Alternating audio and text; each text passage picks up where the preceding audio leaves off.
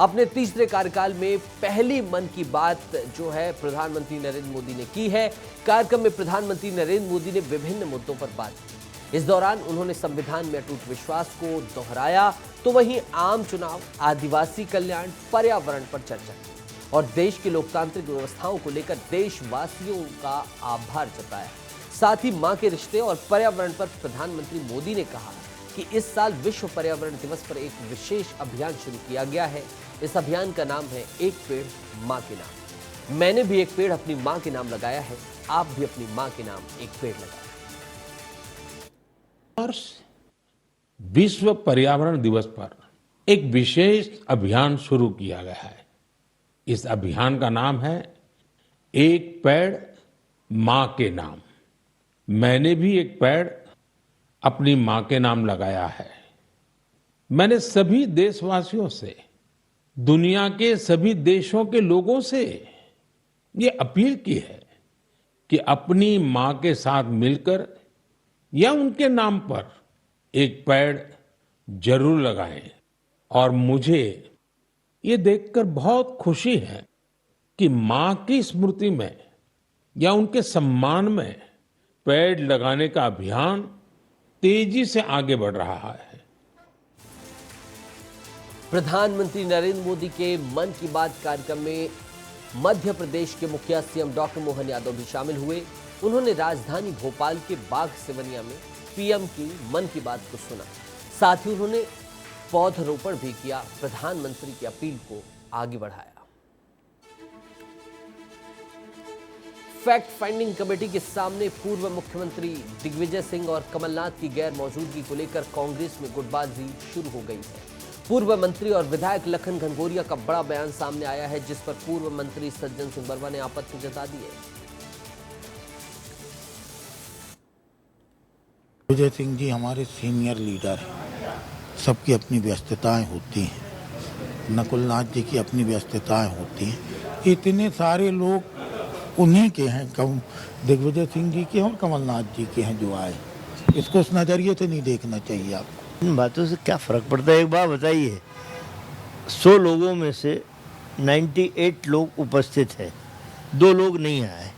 व्यक्तिगत कारण भी जीवन में, व्यक्तिगत जीवन भी तो होता है भाई। आदमी का पहले से कार्यक्रम बना हुआ है, कोई विदेश यात्रा पे, कोई अपने निर्धारित कार्यक्रमों में दिग्विजय सिंह जी लगे हैं, तो ये बहुत ज़्यादा मायने बात नहीं रखती कि हम कांग्रेस के लोग हैं, मल्लिकार्जुन खड़गे के, राहुल गांधी के लोग हैं। जिसको व्यक्तिगत जिसका बनना हो बन जाए। दिल्ली का झंडा और यहाँ पे जीतू पटवारी के हैं हम। दिमनी के पास क्वारी नदी में मछलियों के मरने पर, मृत होने पर शुक्रवार को मध्य प्रदेश प्रदूषण बोर्ड की टीम ने कार्रवाई की। जहां मछलियां मरी, वहां नदी का पानी नाला नंबर 1 पर स्थित जल शोधन यंत्र और शहर से जा रहे नालों के पानी के सैंपल के लिए और जांच के लिए भेज दिए गए। जानकारी के मुताबिक गुरुवार को दिमनी के पास नदी का पानी दूषित होने से हजारों मछलियों की मौत हो गई थी, जिसके बाद प्रशासन सक्रिय हुआ और गुप्ता सॉल्वेंट में छापामार कार्रवाई की गई। कांतिलाल भूरिया का बड़ा बयान सामने आया है। बैठक को लेकर भूरिया ने कहा कि बैठक में हार की बीमारी का पता चल चुका है।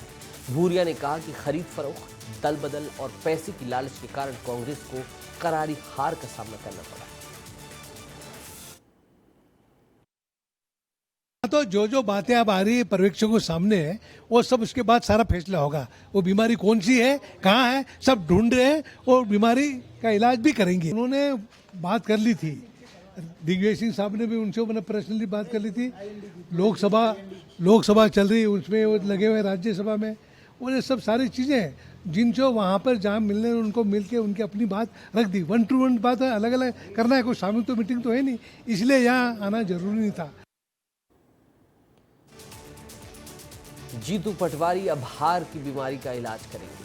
प्रदेश अध्यक्ष जीतू पटवारी का बड़ा बयान सामने आया है। उन्होंने कहा है कि 2 दिनों से लगातार हमारी बैठक चल रही है, फैक्ट फाइंडिंग कमेटी। आज भी दिन भर की जो है बैठक होगी और हार की समीक्षा करेंगे। हार की बीमारी का कारण पकड़ में आ गया ऐसा, अब उसको दूर किया जाएगा। जो जो कारण आया वो बताना भी चाहिए। और अभी तो मैंने कल भी कहा था कि डायग्नोस नहीं होगी बीमारी तो दूर कैसे होगी। तो जो सच है, जो सही है, उसी पे काम। बीमारी पकड़ में आ रही है 100%। इसीलिए तो लंबी 2-2 दिन 3-3 दिन ऐसे पहले मीटिंग चलती थी, क्या चल रही है। और उमंग सिंघार ने नर्सिंग घोटाले पर एक बार फिर से हमला बोला है, लगातार हमलावर है। उन्होंने अपने एक्स अकाउंट पर ट्वीट करते हुए लिखा कि नर्सिंग कॉलेज घोटाले के तथ्य खोज लिए गए हैं। मैं विधानसभा में #नर्सिंग घोटाले के सरगना की सुरंग का दूसरा सिरा सबूत के साथ खुलासा करूंगा। और सुरंग का नाम लेते हुए उन्होंने विश्वास सारंग पर निशाना साधा, जो कि मंत्री हैं। घोटाले की सारी परतें खोलूंगा, ऐसा उमंग सिंघार ने लिखा है। यानी कि आगामी सत्र जोरदार होने वाला है, हंगामेदार होने वाला है। भंवरकुआं क्षेत्र के बाहर से पढ़ने आए छात्रों द्वारा हुड़दंग मचाने की घटनाएं आम हो गई हैं। कल दोपहर शहर में हुई जोरदार बारिश के बाद BRTS पर पानी भर गया। भोलाराम उस्ताद मार्ग और मीरा गार्डन के बीच MP 49 MQ 8016 और एक अन्य बुलेट को सड़क पर जमा पानी के बीच स्टैंड लगाकर कुछ युवकों ने खड़ा कर दिया। सड़क पर निकलने वाले राहगीरों पर गाड़ी को स्पीड देकर टायर से पानी उछाला गया, लोगों को परेशान किया गया, उनके ऊपर पानी डाला गया और इस दौरान हुड़दंग जमकर किया गया। महिलाओं को, पब्लिक को, सबको परेशान किया गया और विरोध करने वाले लोगों से गाली गलौज तक की गई। किसी ने टोका तो उनको मारने तक की कोशिश की गई। करीब आधे घंटे तक ये जमकर हुड़दंग चला और आश्चर्य की बात है कि पुलिसकर्मी वहां नहीं पहुंच पाए। आधे घंटे तक ये सब कुछ हुआ। कुछ जिम्मेदार लोगों ने पुलिस कंट्रोल रूम पर फोन भी लगाया, लेकिन कोई जवाब नहीं मिला और इंदौर की इस कानून व्यवस्था पर सवाल खड़े हो गए। मानसूनी सीजन शुरू होते ही जबलपुर का पर्यटन स्थल भेड़ाघाट एक बार फिर गुलजार होने लगा है। लेकिन भेड़ाघाट में बारिश के चलते अब सुविधाओं में कटौती भी की गई है। पर्यटकों की सुरक्षा को देखते हुए विश्व प्रसिद्ध पर्यटन स्थल भेड़ाघाट में नौका विहार और रोपवे 15 अक्टूबर तक बंद कर दिए गए हैं, जिसकी वजह से दूसरे राज्यों से आने वाले पर्यटकों के हाथ निराशा लगी है। लेकिन एक आशा भी है कि आपकी सुरक्षा की बात है। भेड़ाघाट पहुंचे पर्यटकों का कहना है कि नौका विहार बंद होने से उन्हें मायूसी हाथ लगी है, लेकिन फिर भी प्राकृतिक सौंदर्य को देखकर भी सुकून लिया जा सकता है। मानसूनी सीजन होने की वजह से नर्मदा नदी का जलस्तर लगातार बढ़ता जा रहा है, जिसकी वजह से भेड़ाघाट में नौका विहार बंद कर दिया गया है। वहीं बारिश के मौसम में जो है रोपवे को भी बंद कर दिया गया है। प्रशासन का कहना है कि हर साल तमाम प्रयासों के बावजूद भी पर्यटक अपनी लापरवाही से हादसों का शिकार होते हैं, इसलिए हम ये कदम उठा रहे हैं ताकि किसी के साथ कोई अनहोनी न हो। मुख्यमंत्री विष्णुदेव साय आज भाटापारा के दौरे पर हैं, जहां वो आदिवासी गोंड समाज मावली महासभा कार्यक्रम में शामिल हो रहे हैं। दौरे के दौरान सीएम सांस्कृतिक भवन का लोकार्पण और रानी दुर्गावती बलिदान दिवस समारोह में शिरकत करेंगे, जहां बीजेपी प्रदेश उपाध्यक्ष शिवरतन शर्मा और मंत्री टंकराम वर्मा भी साथ में रहेंगे। आदिवासी समाज के लिए हितकारी बताने को लेकर सीएम विष्णुदेव साय ने हेमंत सोरेन पर कटाक्ष किया है। सीएम विष्णुदेव साय ने सोशल मीडिया एक्स पर लिखा है कि देश भर में जिस तरह से भाजपा सक्षम आदिवासी नेतृत्व दे रही है, ऐसा इससे पहले कभी नहीं हुआ। ऐसे में झारखंड के पूर्व मुख्यमंत्री हेमंत सोरेन का आदिवासी मुख्यमंत्रियों के बारे में प्रलाप निंदनीय है। यह देश भर के आदिवासी और पिछड़े समाज का अपमान है। जीवन भर अपने कृत्यों से सोरेन परिवार जिस तरह आदिवासी समाज को बदनाम करता रहा है, वह निंदनीय है। बताते चलें कि मुख्यमंत्री ने इस दौरान हेमंत सोरेन पर जनता की गाढ़ी कमाई लुटाने का भी आरोप लगाया है, लूटने का आरोप लगाया। दूसरी ओर हेमंत सोरेन के बयान का छत्तीसगढ़ कांग्रेस ने समर्थन कर दिया। कांग्रेस के वरिष्ठ प्रवक्ता धनंजय सिंह ठाकुर ने कहा कि हेमंत सोरेन ने सच कहा है, छत्तीसगढ़ में रिमोट से चलने वाली सरकार। पूर्व मुख्यमंत्री हेमंत सोरेन जी ने सच ही तो कहा है। भाजपा शासित राज्यों के मुख्यमंत्री रबर स्टैंप के अलावा कुछ भी नहीं है। छत्तीसगढ़ में भी रिमोट में चलने वाली सरकार है, पर्ची वाले मुख्यमंत्री हैं। ये कुछ भी स्वविवेक से ना तो निर्णय कर सकते हैं, न इनके पास ऐसी कोई शक्तियां हैं। हर फैसले के लिए इनको दिल्ली दरबार में हाजिरी लगाना पड़ता है, दिल्ली से अनुमति लेना पड़ता है, तो स्वाभाविक बात है। और हेमंत सोरेन जी की जो बातें हैं उसमें सच्चाई है, इसलिए इनको पीड़ा हो रही है और सच हमेशा कड़वा होता है। ये पूरी तरीका से ये जो सरकार है ये कठपुतली की तरह रिमोट से चल रही है और कोई भी फैसला इस विवेक से नहीं कर पा रही है। प्रधानमंत्री नरेंद्र मोदी का रेडियो कार्यक्रम मन की बात आज से फिर शुरू हुआ। पीएम मोदी ने लोगों की मन की बात कही, लोगों के मन की बात लोगों ने सुनी। इस दौरान पीएम मोदी ने कई मुद्दों पर बात की। विशेष तौर पर मन की बात के 111वें संस्करण में प्रधानमंत्री ने सभी लोगों से अपनी मां के नाम पर पेड़ लगाने की अपील की। देश भर में प्रधानमंत्री के इस कार्यक्रम का प्रसारण हुआ। छत्तीसगढ़ की राजधानी रायपुर में प्रदेश के मुख्यमंत्री विष्णुदेव साय ने भी कार्यकर्ताओं के साथ प्रधानमंत्री के मन की बात सुनी। पीएम मोदी की मन की बात सुनने सीएम विष्णुदेव साय राजधानी रायपुर के मधुपिल्लई चौक स्थित स्वदेशी भवन पहुंचे। यहां उन्होंने भाजपा के क्षेत्रीय कार्यकर्ताओं के साथ मन की बात सुनी।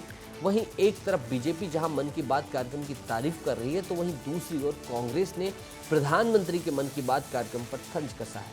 प्रदेश कांग्रेस अध्यक्ष दीपक बैज ने कहा कि प्रधानमंत्री ने 10 साल से मन की बात की, क्या फायदा हुआ? कुछ तो फायदा हुआ नहीं। केवल सीएम ही जाते हैं, मंत्रिमंडल ही जाता है और मन लगाकर बात सुनता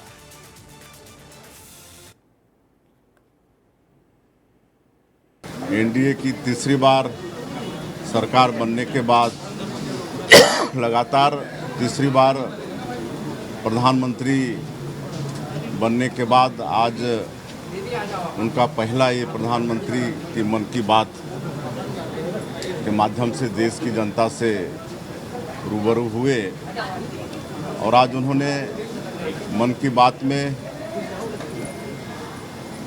एक पेड़ मां के नाम इसका आह्वान किया है कि सभी लोग अपने मां के नाम से एक पेड़ लगाएं। अभी बरसात का समय भी है, पेड़ लगाने का अच्छा अवसर है। प्रधानमंत्री जी 10 साल से मन की बात कर रहे हैं, उसका क्या फायदा होगा? पहला चीज। दूसरा चीज, अब सीएम ही क्यों, पूरी मंत्रिमंडल को जाना चाहिए। महतारी वंदन योजना की अगली किश्त कल यानी कि सोमवार को जारी की जाएगी, जहां प्रदेश के 70 लाख महिलाओं के खाते में सीधे पैसे भेजे जाएंगे डीबीटी। बताते चलें कि मुख्यमंत्री ने इस संबंध में कहा कि अब तक 70,12,000 महिलाओं के खाते में पैसा भेजा जा चुका है। कल फिर से प्रदेश की सभी महिलाओं के खाते में पैसे भेज दिए जाएंगे। कांकेर में कांग्रेस की आज समीक्षा बैठक हो रही है, जहां कांकेर और बस्तर की लोकसभा सीट पर हार के कारण का पता लगाया जा रहा है। इस बैठक में हार का कारण ढूंढने के लिए पूरी कांग्रेस की जो टीम है जुट गई है। कांग्रेस की समीक्षा बैठक में हरीश चौधरी, प्रदेश सह प्रभारी विजय जांगड़े, चंदन यादव, प्रदेश अध्यक्ष दीपक बैज और नेता प्रतिपक्ष चरणदास महंत भी मौजूद हैं।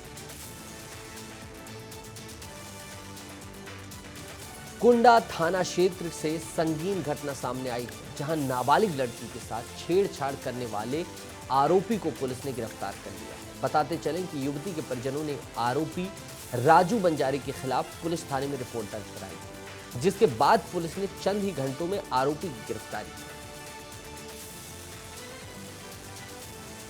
इधर बिहार राज्य से आया ठग बालोद पुलिस के हाथ पे चढ़ गया।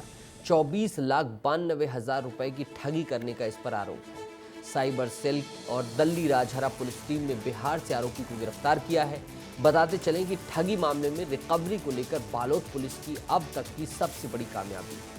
शुभम ठाकुर नाम का व्यक्ति करीब 4 महीने तक RBI, GST charge, income tax सहित अन्य कई अलग अलग टैक्स के अलावा तमाम चीज़ों का हवाला देकर फोन के माध्यम से ठगी करता था। बालोद पुलिस ने बिहार राज्य में करीब 1 सप्ताह कड़ी मशक्कत के बाद आरोपी सोनू कुमार को उसके गांव महरत से गिरफ्तार किया। राजहरा का प्रार्थी शुभम ठाकुर के द्वारा थाना में आकर रिपोर्ट दर्ज कराया गया था कि एक व्यक्ति एक नंबर से फ़ोन आया था, जो कि आरबीआई के मेन ब्रांच से बोल रहा हूँ कि आपके खाते से क्योंकि जीएसटी टैक्स इत्यादि नहीं पटाए हो, अगर आप इसको अगर समय पे नहीं पटाते हो तो आपके पूरे जितने भी आपके खाते में पैसे हैं वो सभी सीज हो जाएंगे। इस आधार पर उन्होंने अलग अलग तिथियों में लगभग 24 लाख 92,000 आसपास पैसे उन्होंने उस नंबर पे, जिस नंबर पे उनके द्वारा बताया गया था, उस नंबर में भेज दिया गया था।